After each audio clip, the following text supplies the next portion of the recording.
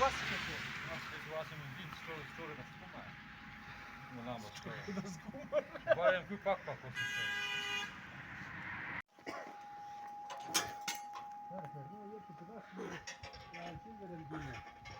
Eka, tatu.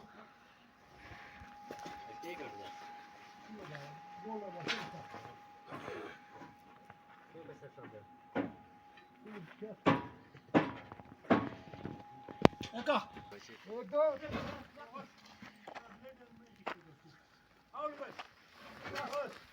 Nereye?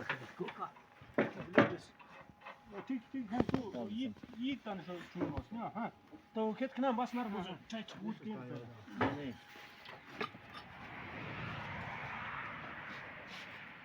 Aldık sor.